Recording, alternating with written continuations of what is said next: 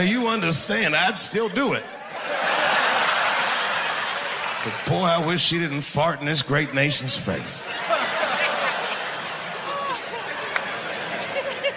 I voted that day, and then that same day I flew to New York City. I had work. That night I was in a comedy club in New York, and I said to an audience almost exactly what I just said to you. And I didn't know that there was a journalist in the room. And this journalist wrote an article. The headline of the article said, Dave Chappelle is an avid Donald Trump supporter. Yeah, I had no idea the paper said that. And you know how I found out? My wife called me from Ohio the next morning in a goddamn panic. David, what the fuck is going on in New York? I said, I'm being good, but what have you heard?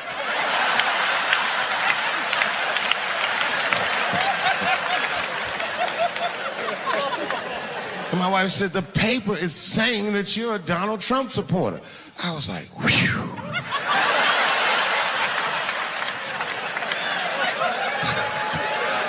I said, don't worry about that shit, baby.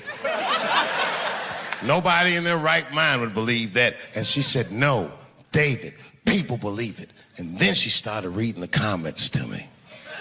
Oh, they were terrible. All these black people calling me all kinds of Uncle Toms and shit. I should tell you, buddy, this is a very serious allegation from one black to another. I was incensed. Uncle Tom? How am I Uncle Tom, nigga? You the one that reads the Observer? Anyway, all this shit goes down, and Saturday night rolls around, and now Trump is the president, and I'm hosting Saturday Night Live.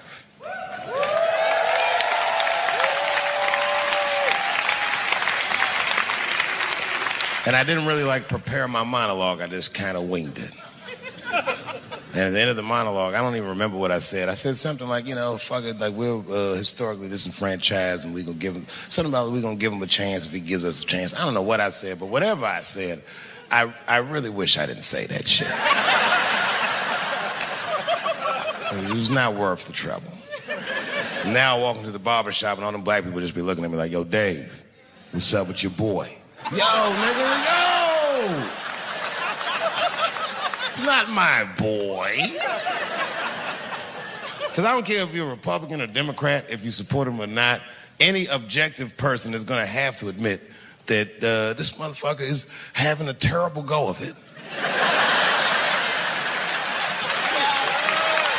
It really is.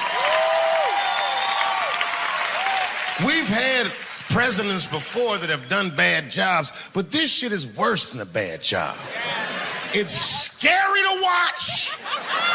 Holy shit, it's like seeing a crack pipe in your Uber driver's passenger seat.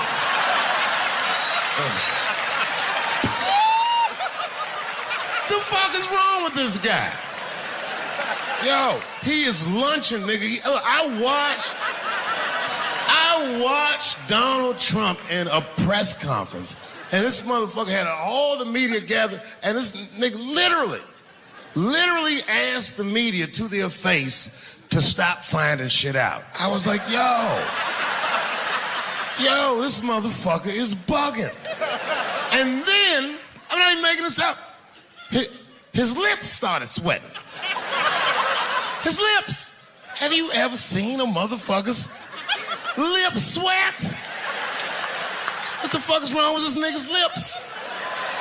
It's like if you're on a plane, right? You ever been on a plane? I get scared to fly. I do it all the time. I be scared on there. And sometimes the plane will hit turbulence. And then I get nervous. But I always look at the flight attendant, and she looks calm, and it makes me feel calm. But if that bitch's lips were sweating, it's terrifying. Like, yo, nigga, why are your lips sweating? What do you know? And then, I'm not even making this shit up. This motherfucker grabbed the podium, he goes, you don't know how scary the things I read in my briefings are. And I was like, holy shit, man. You ain't supposed to tell us that, bro. That's bad leadership. Even as a parent, you think I'm gonna sit my kids down? Hey, little man, come here real quick. I was gonna holler at you for a second. Yo, I'm 3 months behind on the rent, nigga, and I am worried. Very worried. Go to school and have a productive day, nigga. I was just thinking out loud, getting some shit off my chest. I'm like, what the fuck are you doing, bro?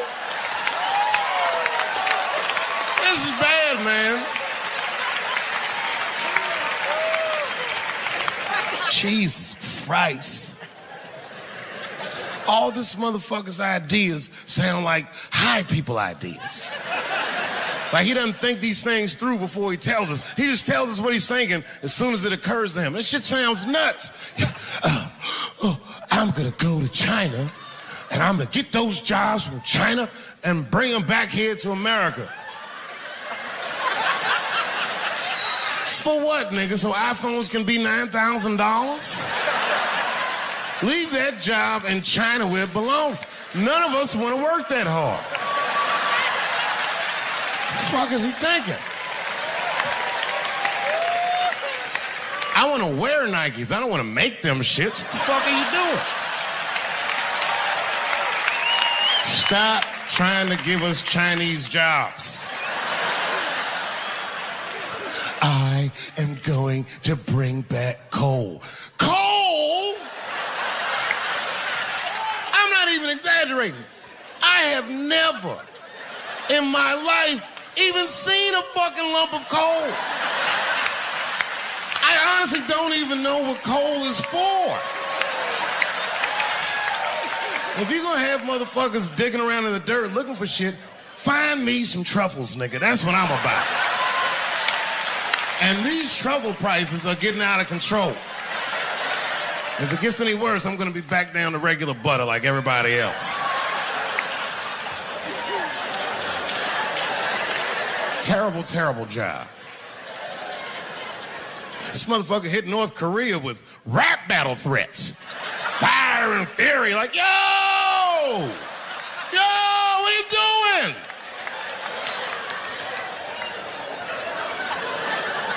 It's fucking Korea, man. Kim Jong-un is a scary motherfucker. He might be as crazy as Trump. Some scary shit. And if you one of them naive motherfuckers that thinks that a war with Korea is gonna be easy, then you don't play Call of Duty at 3 a.m. like I do. Because that's when the Koreans play. Fucking 8-year-old Korean kid took out my whole goddamn platoon last night.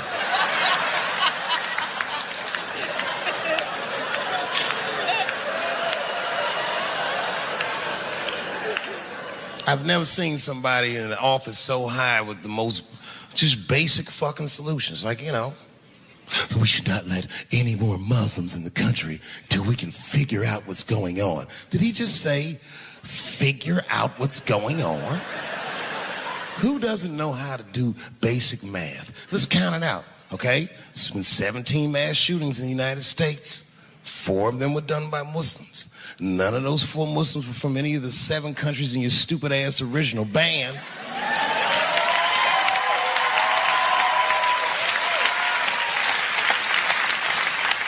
And since he brought it up, the other 13 shootings were done by the Tiki Torch whites. These are facts. And you don't see me trying to ban white people from the show to keep the rest of the audience safe. It's a fucking terrible idea because it's mean and it's racist. And most importantly, it would be catastrophic to my bottom line. If there were no white people here tonight, I might leave this bitch with $1,800. This man needs to realize that we all need each other. And that's why we will never, ever be able to beat China. Because everybody in America is racist, and everybody in China is Chinese. This motherfucker called it all wrong.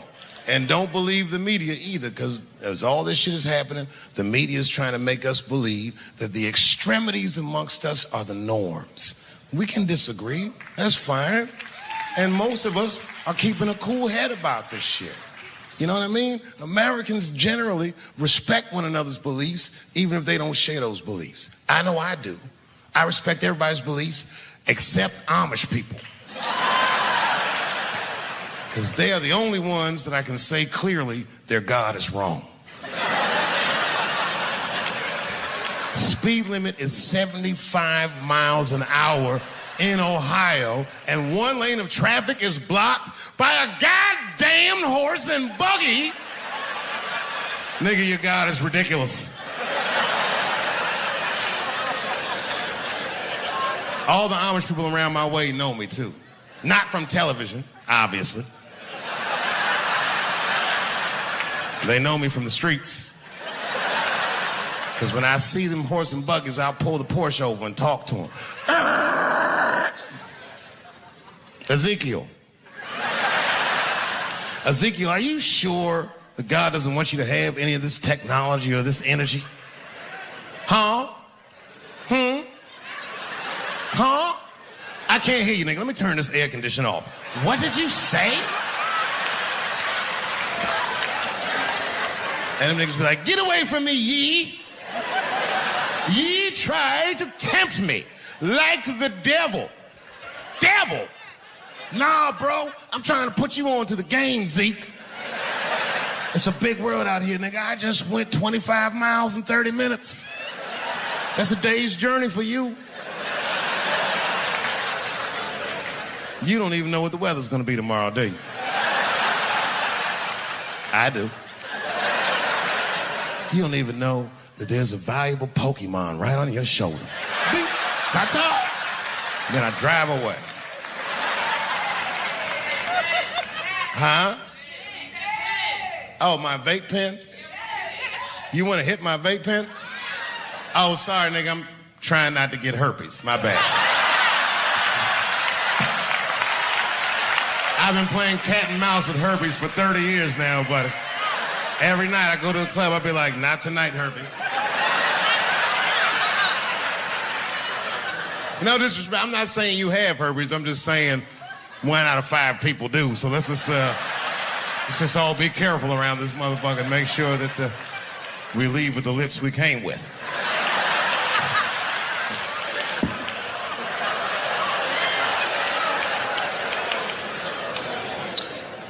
Sometimes I think that the media is hard on Trump.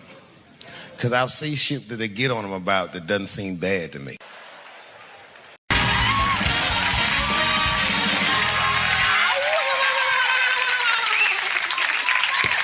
All right, everybody, we are back. My first guest is the star of the Comedy Central series Chappelle Show. This Saturday, you can see him in his Showtime special, Dave Chappelle, For What It's Worth. Please welcome hottest guy out there right now, Dave Chappelle.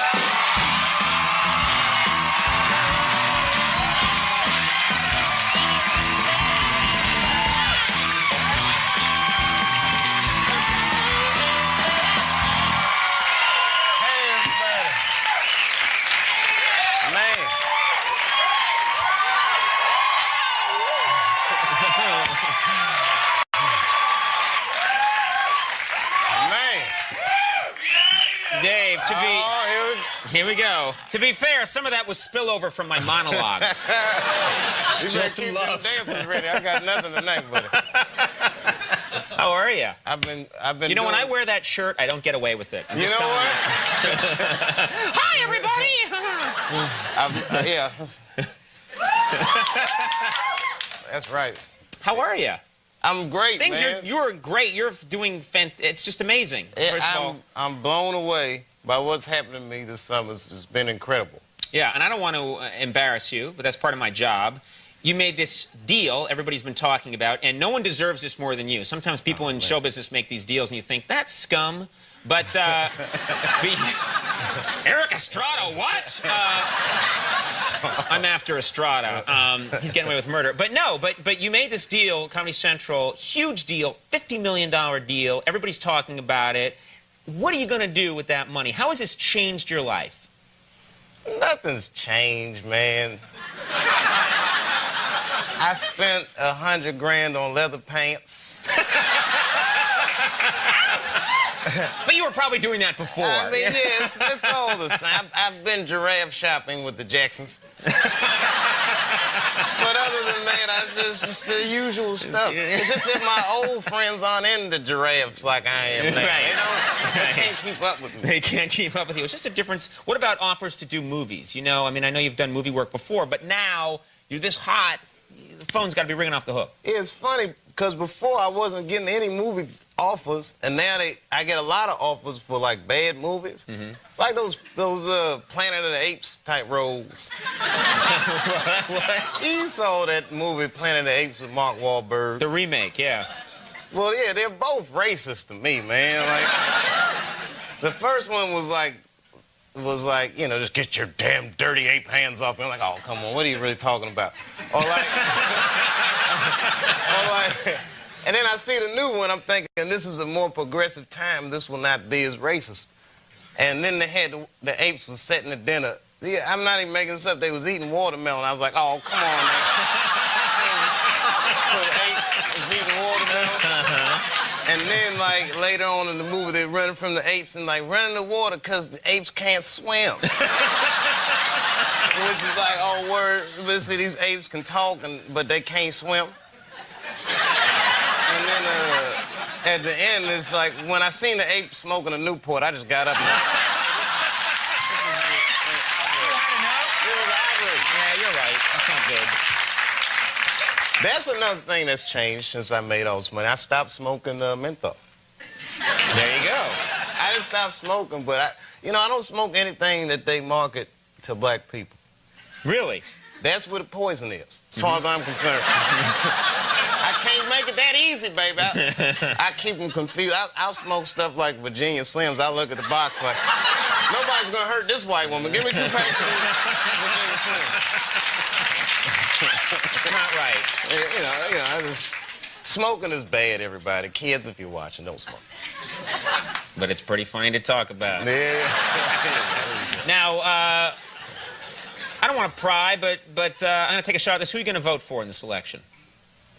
You know, it's funny. I was really into Khari. Then when I got all this money, now Bush is looking a little better now that I got this money. I'm torn. It changes. I mean, I'm black, yet I'm rich now, so I just, the feelings I have inside, I don't know. Oh, What are you going to do? which one of these white people gonna take care of me? You're going to be in that voting booth with your Virginia Slims, thinking about it. In my leather pants and ascot. Giraffe's going to lean in. Hurry up! Let's go. Now, are you going to be a charitable person now? Is this going to, and maybe you were before, but do you think you're going to try and help the people around you? Well, since I've joined the Republican Party, no, I'm not. That's good. They'll take care of themselves. Nah, man, I'm pretty charitable. Matter of fact, there was a guy that used to live in front, and he wasn't even, I shouldn't say lived, he was homeless, obviously homeless. He used to stand in front of my apartment. And one night I was coming home from shooting late, and I saw him, it was cold out, he's shivering. So I just gave him $20, which is something I didn't think about. Just get something to eat, man, whatever. And he was so grateful. I'll never forget. He was just like, thank you, brother. This means a lot. I'll never forget you. And people say that all the time. This guy never forgot. As a matter of fact, he came to my house every day after that, knocking on the door, like, come on, man, I just need some money. I could get something to eat. And he's shivering. I'm like, come on, dog, it's July, for real. What you want? He's like, I'm hungry, please. So he's hungry. I'm not going to turn away a hungry person. And I'm like, well, what are you trying to eat? He's like, what? A burger. I need a burger. But I'm like, I need more information. Do you want cheese on it? Do you want fries? Different burgers cost different amounts, right? I need to know how much money to give. He's like, I want some crack, okay? I want some crack. Maybe some fries, too, but mostly crack. You were wasting the guy's time. He had business to do. I felt bad. But then I'd see him, and I'd try to, like, encourage him, like, when I'm coming out. Like, you can beat that crack. And I guess that's, like, an annoying thing to say to a crack addict, because he's just like, all right. Easier said than done. Thank you very much for that encouraging word. Until you mentioned it, it never occurred to me. Now, I can't believe this, but you were invited to go to the Republican convention. That's true? Well, no, kind of. What happened was I was doing that Anderson Cooper show. Right. So Anderson was tied up at the convention. He's like, can we come interview you on the floor at the Republican convention, which is too much attention for me. I mean, any black dude that walks in there is going to have a million cameras on. If Bigfoot walked in at the same time, they'd be like, Bigfoot, so Dave Chappelle at the... Bigfoot is taking a seat with the Colorado delegation. And... Dave Chappelle's a black person at the convention. Now, how are your, and again, this is about your life, but I know you got two boys. Yeah, man. These Did guys... you act like I just reminded you. Yeah. No, man. Oh, yeah. Those Yeah. guys, man. I hope y'all are watching. Y'all should be asleep. But, how are they? How are they doing? they're great. My oldest son just finished his first year of school. If you want to call it school, I mean, he's like 4. So I don't even know what they're learning. I went to one of, those parent-teacher conferences, which I was nervous. Because if they say anything less than he's incredible, then I'll get mad. So, but she was like giving me his report card, like his running is great. His jumping is incredible. She goes through all the litany. She goes, but he needs to learn how to use his words more. So I'm like, what does that mean? Use his words. She said, well, like at nap time, if someone's sleeping on his mat, he should come tell me and not kick that person. I was like, what you think I'm raising, a snitch? Kick him, son. You gotta go get some help? Kick him. The kid's doing the right thing. Yeah, that's right. I'm trying to get him to keep it real, Keep it real. Yeah, man. I don't Good. want no son to come telling everybody who does something. Just kick him. Kick him hard. Yeah, he'll move. Just kick him. All right. Well, Dave Chappelle, For What It's Worth, premieres Saturday night at 9 on Showtime. And you know what? No one deserves all the success more than this guy right here. Dave Chappelle. Keep going. Rose Byrne. Coming up, we'll take a break. We'll be right back. That's funny. How old are you?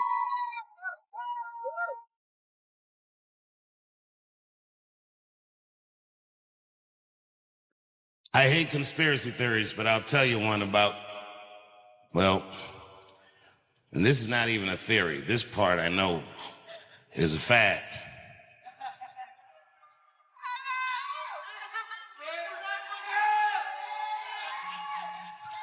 Did you know when I left D.C. and moved to New York in the 90s, the New York City Police Department had a hip-hop police task force? Did you know that?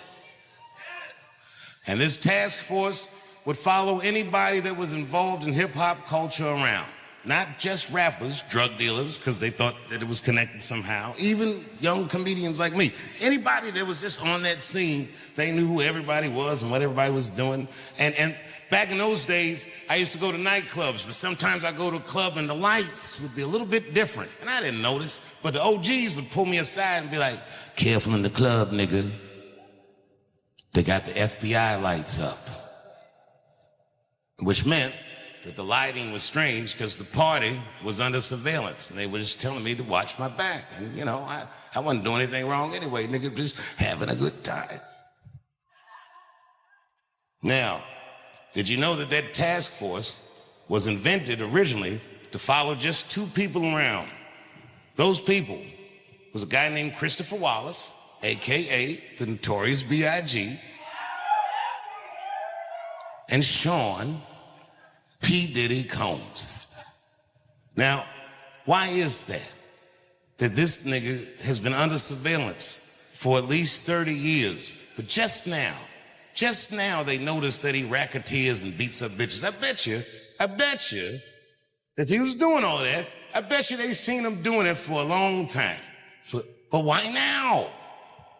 I don't know. It was strange in this case. Nobody called the police, except for Kid Cudi.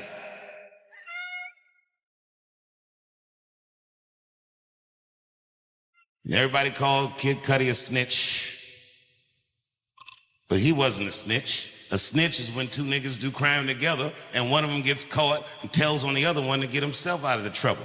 Kid Cudi was violated by Puff. He alleged that Puff blew up his motherfucking Porsche with a Molotov cocktail and didn't stop there. He said he then alleged that Puff broke into his house and opened this nigga's Christmas gifts. Oh, nigga, I'd have been furious. The Kid Cudi said, I can't prove that he opened the gifts or nothing, but I came in the house and he was in there and the gifts was open and that nigga was just like, Merry Christmas, Playboy. So what was Kid Cudi supposed to do? He only got two choices. Either A, you're gonna have to do some gangster shit to this nigga that he's gonna have a hard time proving. Or if you're not built like that, and I do not believe that Kid Cudi is built like that, your last option is B. You gotta call the police. And good for Kid Cudi. He did the right thing. I, on the other hand, I'm built like that. If this nigga fuck my family's Christmas up, you better believe I'm gonna make him suffer for that shit. And niggas are gonna come up to me and tell me all about it and not even know I did it. Oh my God, Dave. Oh. Did you hear what happened to Puffy? Oh my God, no. What happened?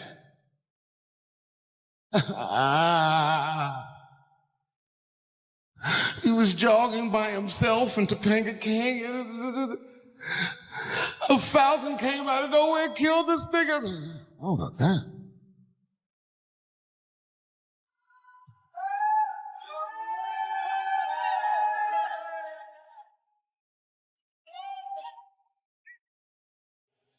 I love hip hop music. I love many of the people that make that music. They taught me things and showed me things that I'd never seen for myself. Good things. For example, I was in Atlanta once. I'm almost done. Hang in there, champ.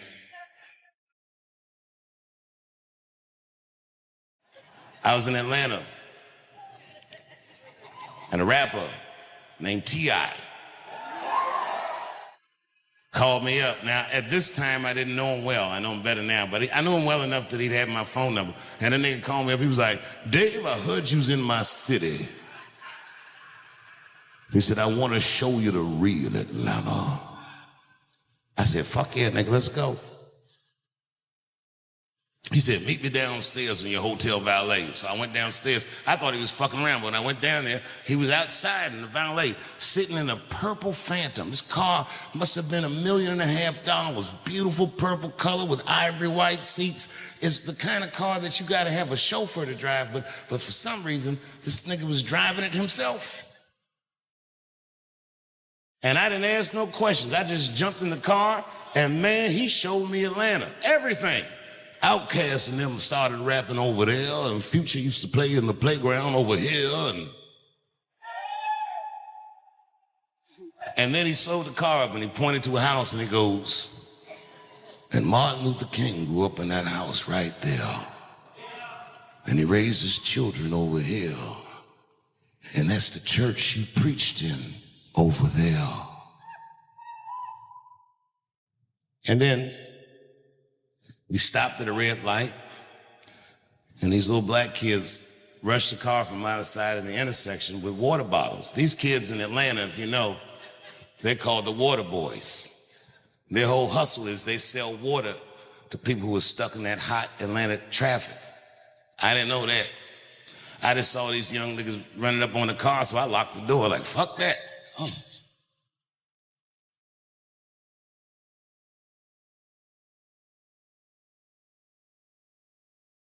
But T.I. rolled his window down, started giving the kids orders.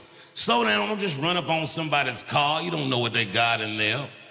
And smile so you look less threatening. And remember your manners. Yes, sir, no ma'am, please, thank you. That'll keep you alive. And keep that condensation on that water so it looks refreshing and delicious.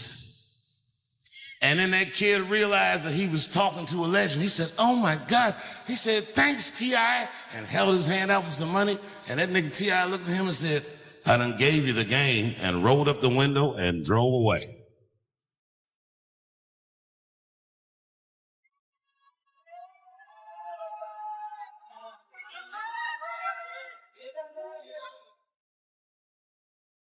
That night,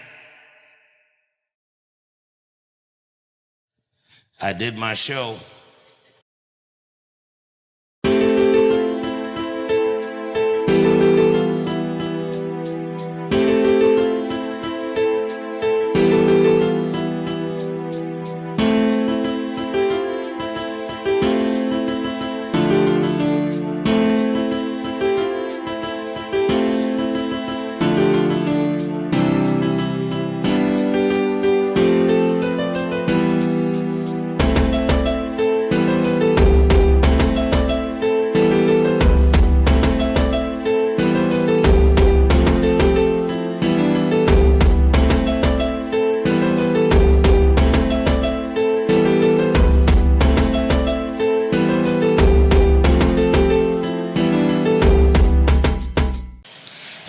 Stage, T.I. was backstage with a friend of his that I didn't know.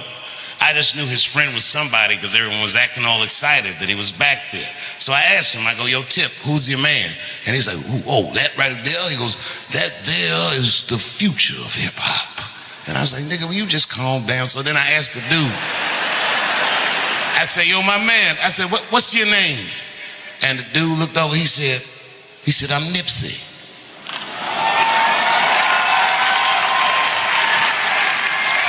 And this was Nipsey Hussle. I'm not gonna go all into it, but I gotta tell you, that night, me and T.I. and Nipsey went out, and we had a fucking blast. Good time, not a freak-all fun, but fun.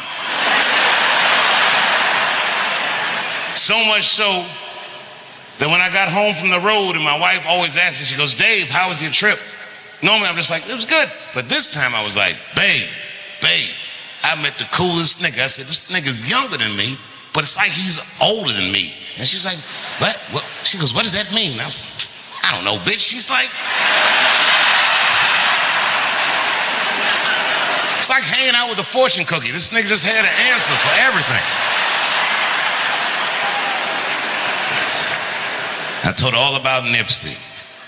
And what was funny about it is years later, I saw Nipsey's widow, and she pulled me aside. I'd never met her. And she said, I just want to tell you that my husband loved you. She said, he said he met you in Atlanta and you had a wonderful time. I said, boy, that's fucking crazy. We sure did. Not long after I met Nipsey, I was in LA doing a show. And then after the show, I got a text from a guy that says, I'm at a party you need to be at. And I was like, I'm gonna go to bed. And he's like, no, nigga, you have to come to this party.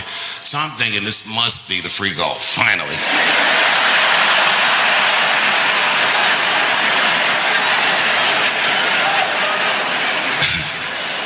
And the party was at a place that I'd been to a million times, so I wasn't excited about being in that place. But when I walked in, it just was different. It was popping. And it turns out that the party was for Nipsey.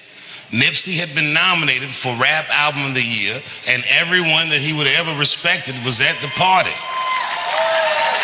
T.I. was there, Snoop was there, Jay-Z was there, Puffy, before we knew he did all that stuff, was there. I was there, on and on and on.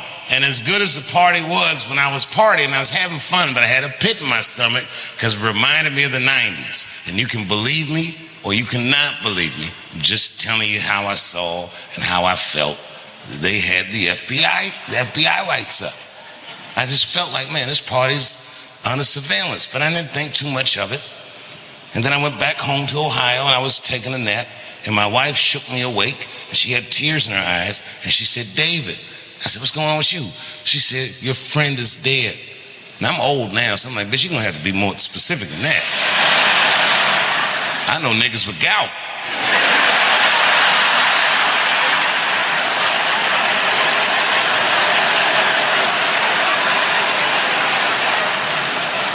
But it was Nipsey. And this is why I feel for Charlie Kirk's fans, because I know what it's like to see someone you look up to and admire gunned down by a fucking nobody. Oh my God. It's so hard to accept that.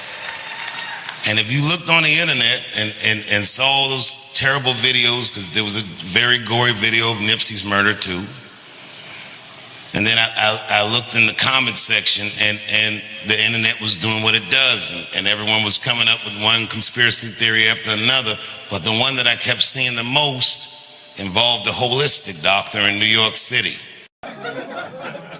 That's why I want to start a GoFundMe for Colin Kaepernick. I do, man. I'm fascinated with him. I want to make sure he never has to play football again. He can if he wants to. I just don't want him to have to. Because why the fuck not? I know he's rich and people would be like, I'm not giving a GoFundMe to a rich dude, but you should. You should. Because that motherfucker's life was going great. He's so light-skinned, he didn't even have to say he was black. And yet, he took a knee during that anthem for us. Thought about us when things were going good, when his belly was full, when he didn't think about his livelihood or any of that, and they took his livelihood away from him. I'm like, man, that shouldn't be the way it is. Every fucking person that takes a stand for somebody else always gets beat down, and we watch it. Over and over and over again, we watch it. But we should pay those motherfuckers for blowing the whistle, because they make our lives better. And we could change the narrative. We could make one motherfucker have a good outcome for doing the right thing. And that would make another motherfucker be brave enough to do the right thing. And if he 40 years, because bitch want a stupid ass part. We should take care of each other. Wouldn't it be nice to be like, remember that time they was gonna kill Jesus, but then he got all that money?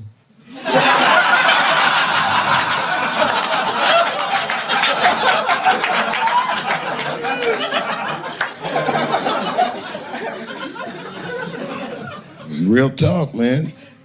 It's not a racial thing. It's about us making our society better.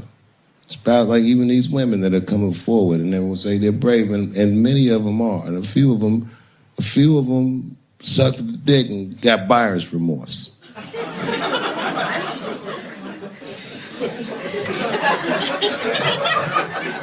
Yo, that's a huge omission from this narrative. This wouldn't have gone this far if some women weren't willing to do it. You can't ask every woman to hold the line. Some women can carry things heavier than others.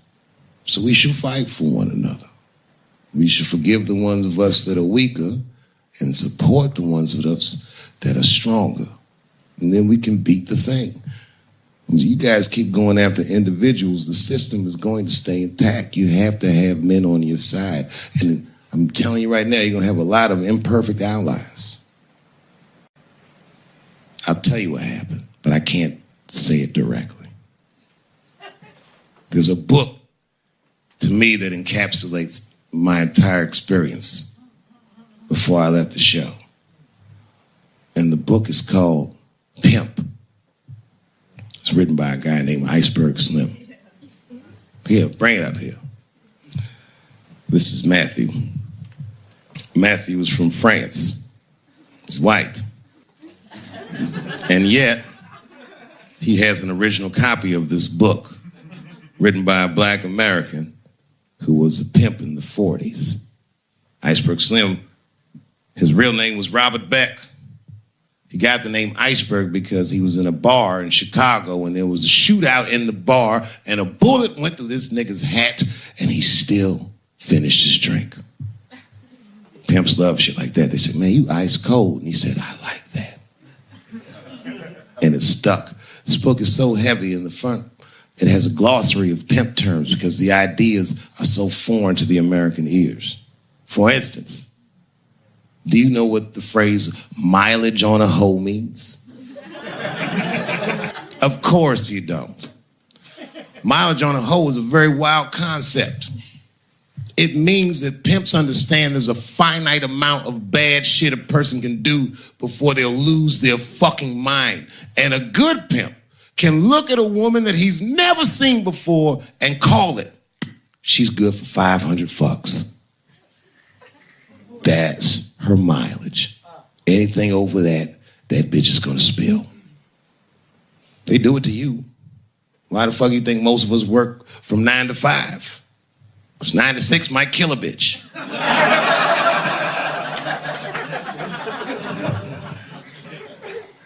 Iceberg Slim was the one that broke down what a bottom bitch was. Does anyone know what a bottom bitch is? Anyone? What's a bottom bitch, sir? It's your prostitute that's the best out of all of them, that brings in the most money. That's right. That's exactly right. Are you black? That's right. A bottom bitch is a pimp's number one hoe. She's even a bitch that helps him keep the other bitches in line. I will repeat. She's even the bitch that helps him keep the other bitches in line. If a pimp was McDonald's, then the bottom bitch is French fries. The rest of them bitches is like fish sandwiches and cherry pies and shit like that.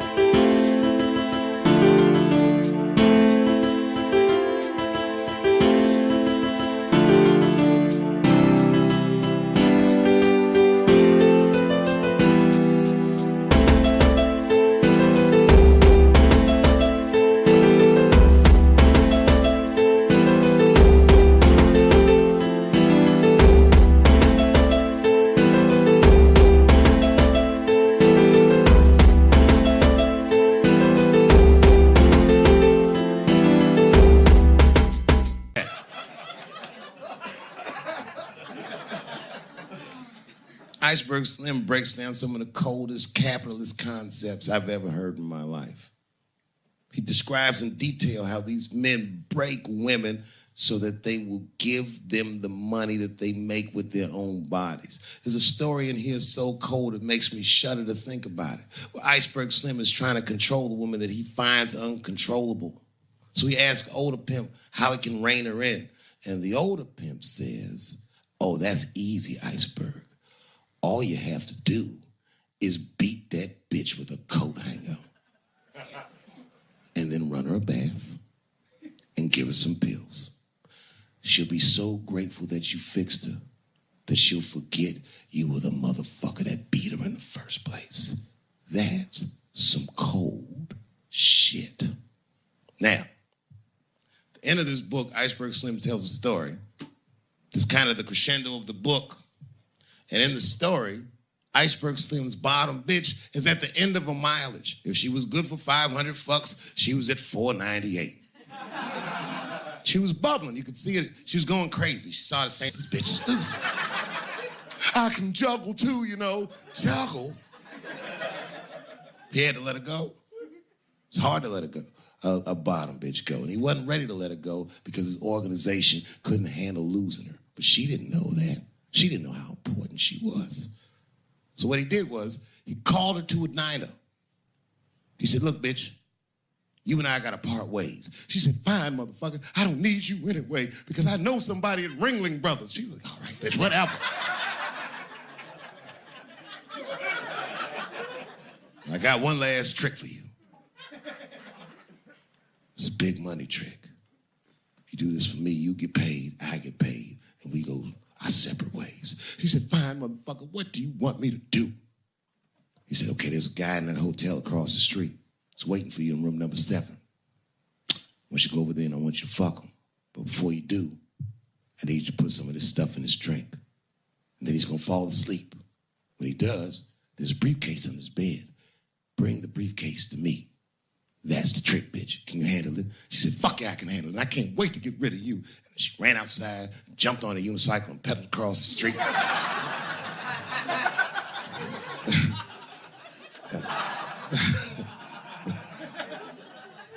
Man, if I never jerked off in the face, maybe she would have been in the circus right now.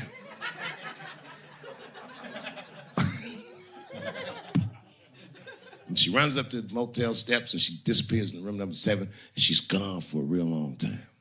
Real long time. So long, in fact, that Iceberg got a little worried.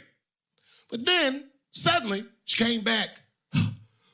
He said, what's going on, bitch? Where's the briefcase? She said, I didn't get it, Daddy. He said, what do you mean you didn't get the briefcase, bitch? What's wrong with you? She said, oh, I did everything you said, but that man don't look right. Something wrong, Daddy. He said, what do you mean something's wrong, bitch? Did you put that stuff in his drink? She said, I did everything you said, Daddy. I put all of it in his drink. He said, wait a minute, bitch. Wait a minute. You put all of it in his drink? Now he had to see for himself. So the two of them go across the street to the motel, and they go into room number 7, and on the bed, laying lifelessly, is the white man that she was supposed to fuck. And Iceberg said, "You right, bitch, she don't look good. What the fuck?" So he called a friend of his that was a doctor that was close by. And the doctor came in, gave the guy a thorough examination, and told them both what was obvious. "Slim, this motherfucker is dead." "Oh, God, Daddy. Oh, no. Oh, no, we killed him." He said, "Calm. You killed this motherfucker." And then he reached under the bed and he grabbed the briefcase. He popped it open. It was filled with money. More money than any of them had ever seen. And Iceberg took a little bit of the money and gave it to the doctor, and the doctor left discreetly.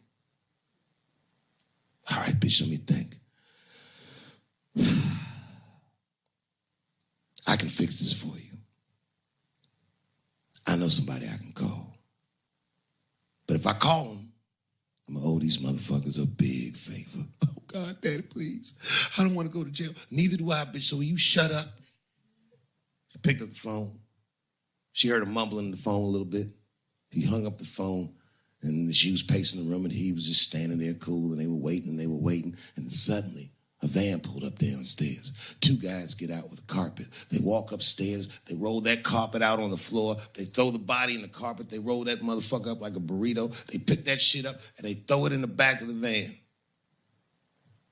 They come back up, and Iceberg opens the briefcase again and gives them a little money. He says, "I'll get in touch with you guys later." They say, "You're not going to get in touch with us at all. We'll find you." He said, "Whatever, nigga." And they bounced. "Oh, God, Daddy, oh, God." He says, "Relax, bitch. Listen, we get the car. We got to leave separately." She went, she got the car. Iceberg grabbed that briefcase, waited a few minutes, looked out the window, and then he went down with her. They both got in the car, and they drove off. She was a blubbering mess. "Oh, you did all this shit." He said, "I told you, bitch, we didn't do anything. You killed a motherfucker, and I cleaned him up. And now we got us a secret, okay? Now, I know I'm not going to tell, bitch. It's you?" She said, "Oh, no, I ain't going to tell." He said, "All right, baby, cool. I'm going to need you to stay with me for a while till this shit cools down." She goes, "Okay. That's the game. That's how the whole shit works, ladies. You understand? This bitch was at the end of her mileage. She was at 498. She ended up tricking for Iceberg for another 6 months. She must have turned another 200 tricks for him. Do you understand? That's some cold shit. And the cold shit about it is that the dead guy on the bed wasn't even dead at all. This motherfucker was just a friend of Iceberg's acting like he's asleep. The doctor wasn't a doctor. It was a motherfucking butcher that happened to have a white coat. And the dudes who came in the moving van clothes got in a new apartment. And the bag of money was Iceberg's money in the first place. The money he got from all those women. That's a cold game. That's the motherfucking capitalist manifesto.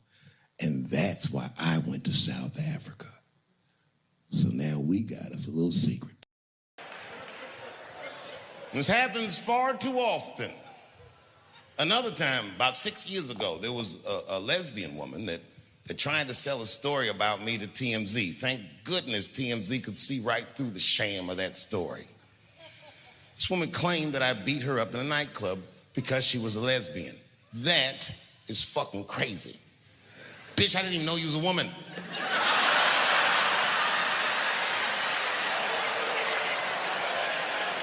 Thank God TMZ didn't believe that.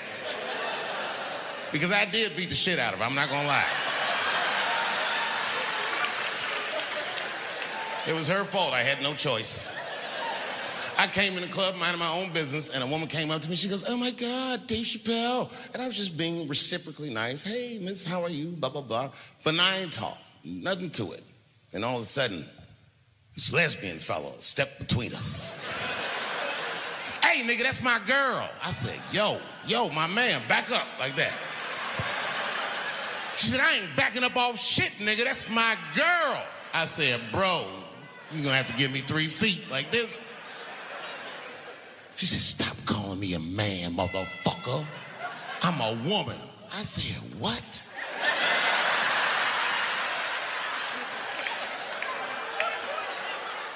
And then I looked deep in this nigga's cheekbones. I said, oh my God, you are a woman. It was just too much for me to even wrap my mind around. But I tell you what, I unballed my fist immediately, and I softened my posture so that she would know she's in no danger. I even changed the tone of my voice. I said softly, sweetly, like a pimp might say. Bitch, I'm about to slap the shit out of you.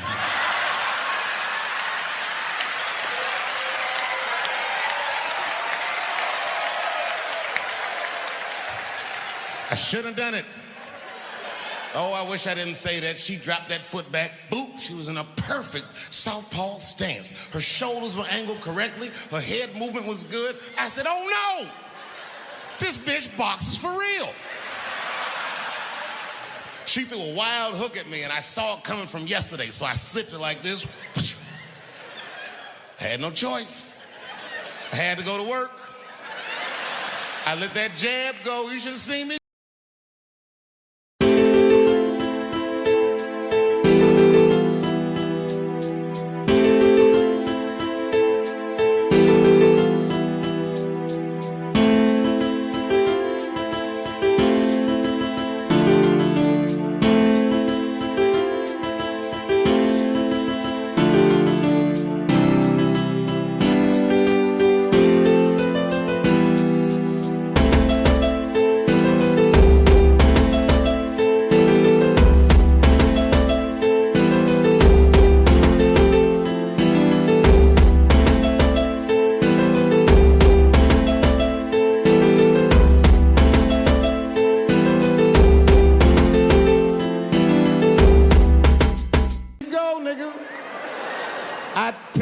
Them titties like chicken cutlets.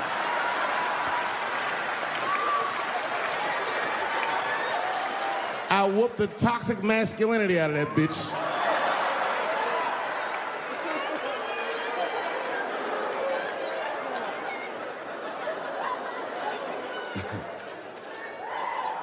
That's why I don't go out no more. Just trying to chill. I'm just trying to live a peaceful life. That's why I live in Ohio. You know, I live in a little town in Ohio. It must be like 3,700 people. Small hippie town. Culturally, it might feel like Ann Arbor to you.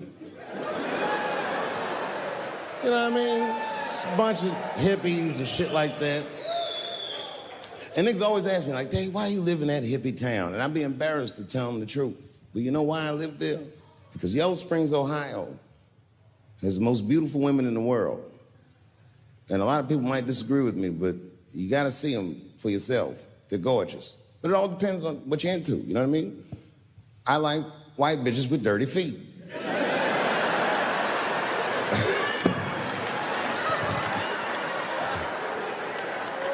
If I had a strip club in Yellow Springs, I would call that shit strippies. All naked hippies all the time. And I'd only hire girls with long titties and long vagina hair that looks like they slept on it. And I would keep a pile of dirt right next to the stage. I come like, bitch, get your feet in that dirt and get up there and give those people what they came to see. Chalk up, bitch.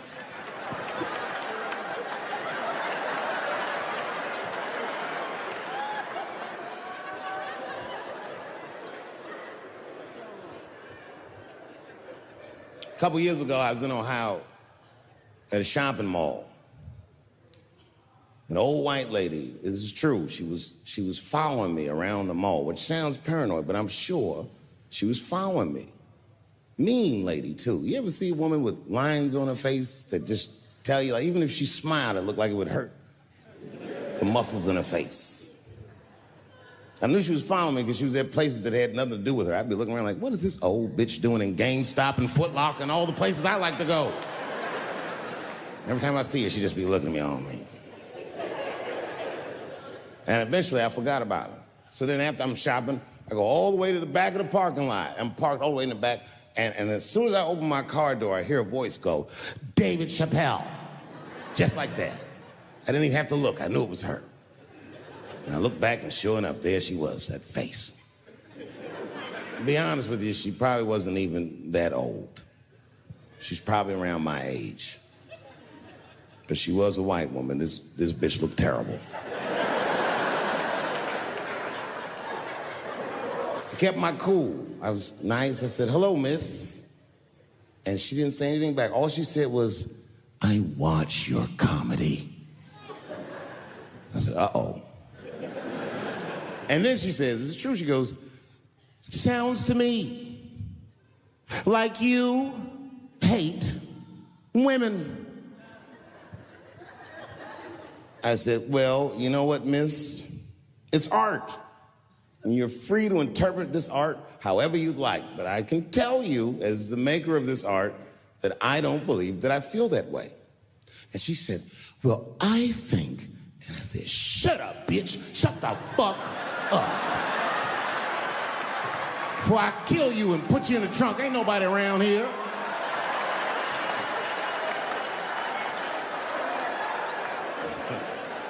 I'm just kidding. I didn't say that. I felt that way, but that's not what I said. I was more clever than that. You know what I said? And this is exactly what I said. I said, miss, before you finish that statement, let me ask you a question. Where'd you see me? Did you buy a ticket to a concert I did? I doubt that. Or maybe you watched one of my specials on Netflix. Or did I follow you to your car and do my act? She said, what? I said, keep it in the comment section, bitch. This is real life. Ta-ta.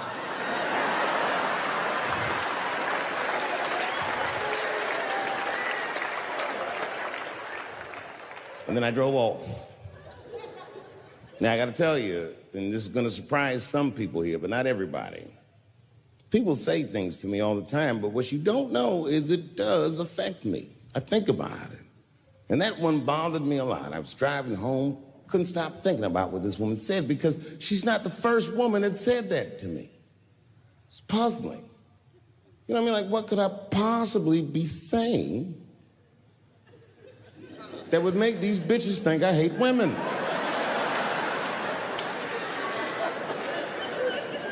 Couldn't figure it out. So you know what I did? I Googled the dictionary definition of a feminist just to make sure I was talking about the right thing. And do you know, sir, what the dictionary definition of a feminist is? I didn't either. Listen to this. Webster's defines a feminist as a human being, not a woman, a human being that believes in equal rights for women. I was shocked that that's what that meant. Because by that definition, I would consider myself a feminist. And I didn't even know that at the time.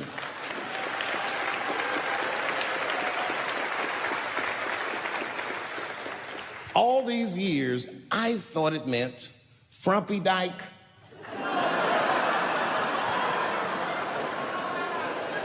Well, that's who's always talking, to be some chick in overalls. Men are trying to rape us. Ah, not you, bitch. Me, please.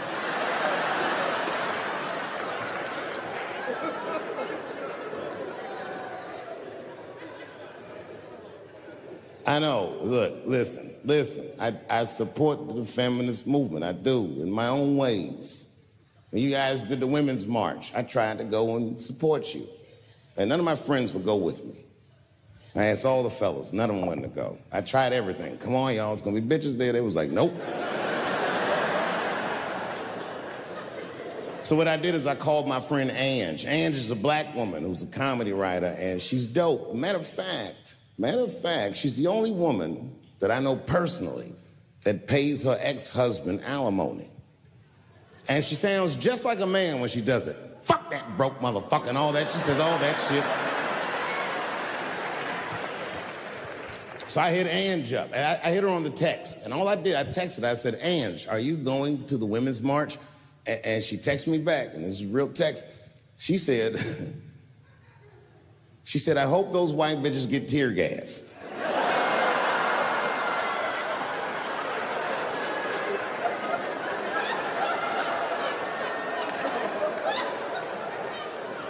There's a problem in that feminist movement, isn't there? From its inception in America, there's always been a racial component. When Susan B. Anthony was having that meeting and Sojourner Truth's black ass showed up, read your history books. All them white women asked Sojourner Truth not to speak. They didn't want to conflate the issues of women's rights and slavery. But you know how black bitches are. Sojourner Truth went up there anyway.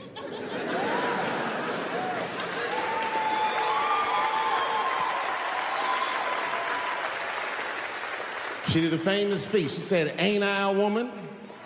Ain't I a woman?" That's right. And listen. I supported the Me Too movement, but the whole time I thought that the way they handled that was stupid.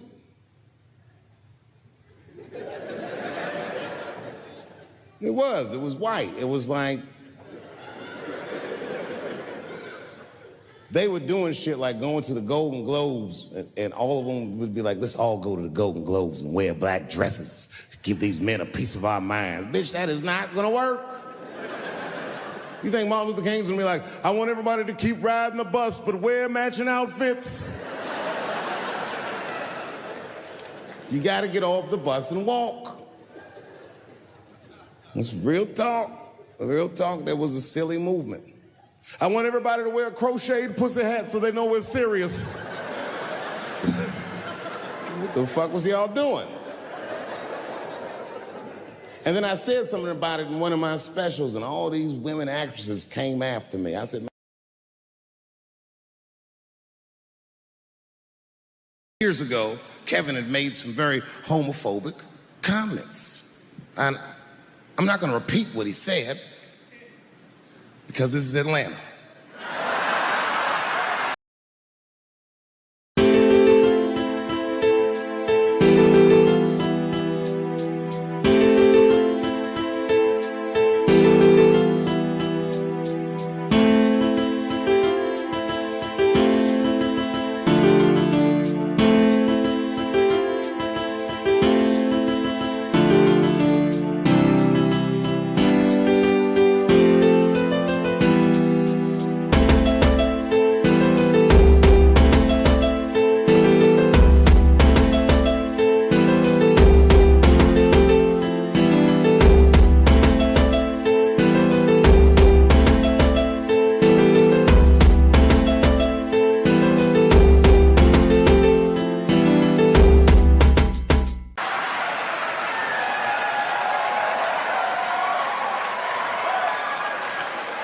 You know what I mean.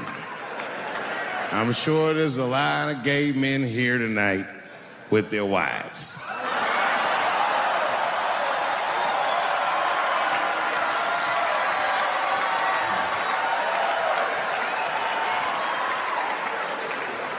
Far be it from me to offend anybody.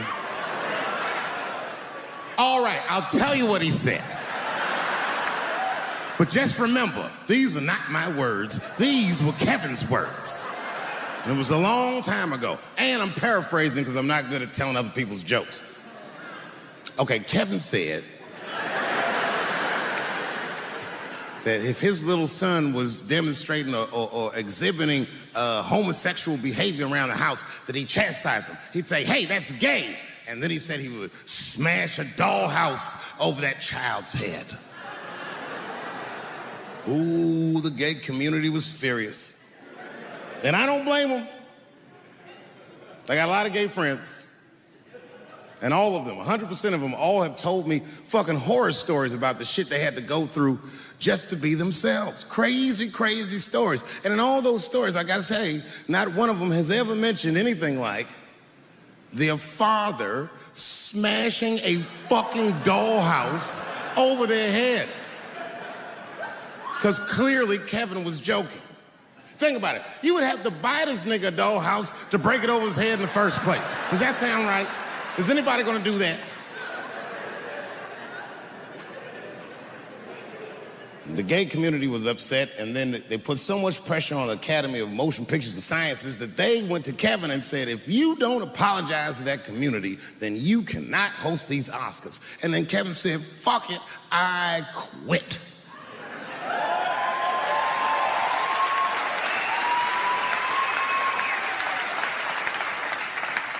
And then he went on every talk show in America and apologized for 6 weeks.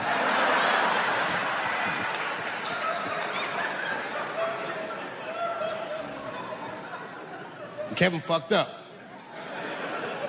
I understand the mistake he made because I've made the same mistake early in my career. This is many years ago, 15 years ago. It's when I was doing Chappelle Show. There's a, thank you.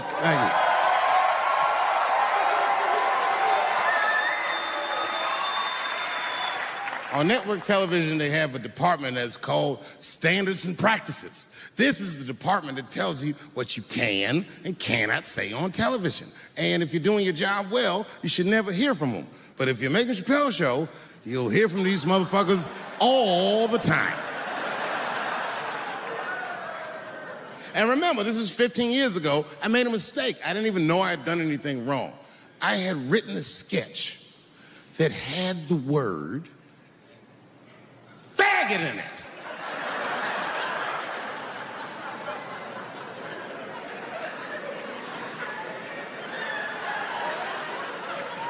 So I had to go to Standards and Practices. They called me up. I don't know why they're calling me, but I like the lady that runs the department. She's usually really fair and was one of my favorite people I've ever worked with. So she sits me down. We have a nice conversation. She tells me, oh, the sketches are great. I go, oh, fantastic. Well, then why am I here?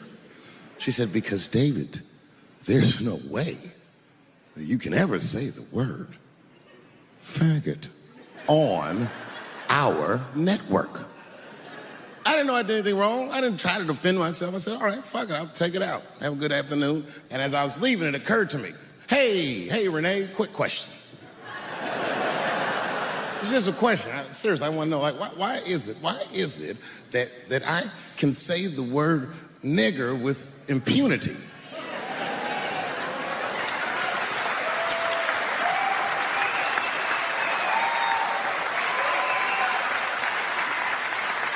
But I can't say the word faggot. And she said, because, David, you are not gay.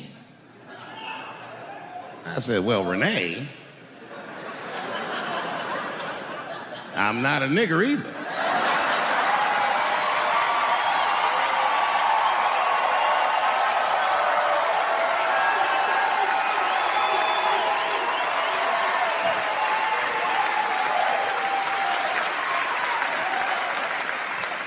But you see, what I didn't realize at the time and what Kevin had to learn the hard way is we were breaking an unwritten and unspoken rule of show business. And if I say it, you'll know that I'm telling you the truth. The rule is that no matter what you do in your artistic expression, you are never, ever allowed to upset the alphabet people.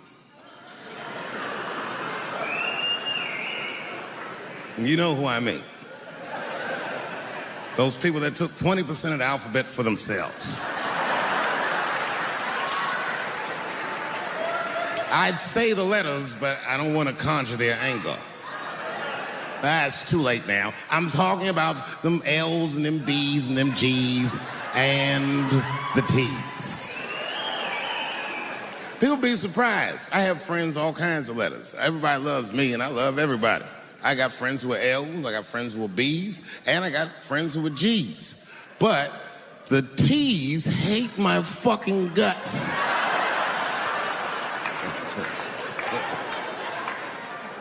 And I don't blame them. It's not their fault, it's mine. I can't stop telling jokes about these niggas. I don't want to write these jokes, but I just can't stop.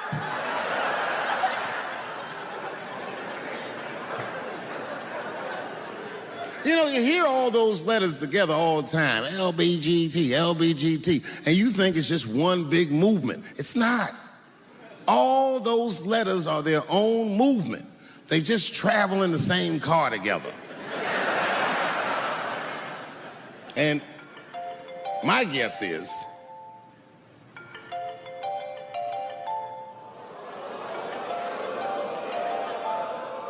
what is this, high school? This nigga probably got a babysitter or something. Go on and answer your phone, nigga. Just get that shit out of here. I'm in the middle of something important.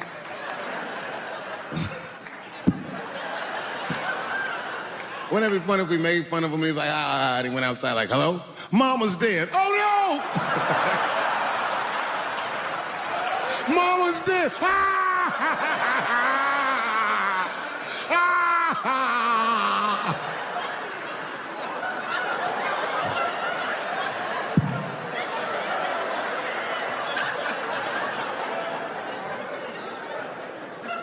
That was a weird time phone call, wasn't it?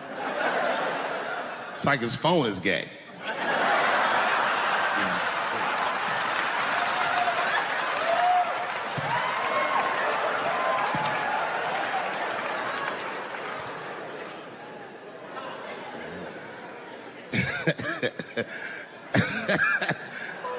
Like I was saying, my guess is the G's are driving that car. That makes sense to me, because there's white men in the G's. And these people are trying to get around discrimination and oppression. And you know how white dudes are. We know these roads. In fact, we built these roads. The rest of you buckle up. We'll get you to where you want to go. So the G's are just driving the car. Of course, next to the G's in the passenger seat is the L's. Everybody likes the L's, except for the G's. I don't know what that's about. I just know the G's don't like them that much. And the G's always say like little subliminal digs on them. It's unnecessary shit. It's not mean, but you know what I mean? They just be like, I wouldn't wear that. The only thing that breaks the tension between the L's and the G's are the B's in the back seat. That's right, there you go. Everybody scream out when you hear your letter.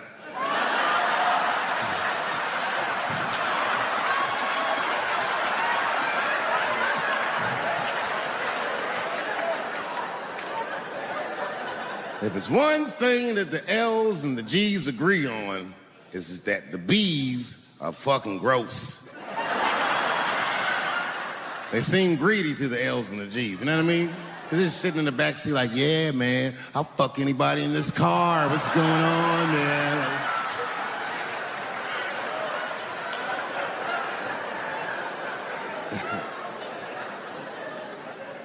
And sitting next to the B's, all the way in the back seat by themselves, looking out the window. That's the T's.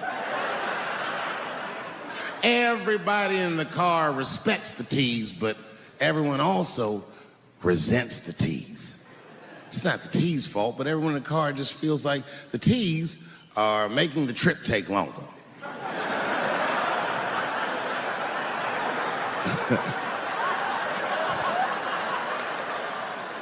Anything the T's say gets on everybody's nerves. And then the T's don't even say anything bad. They just be in the back talking to themselves. I'm hot.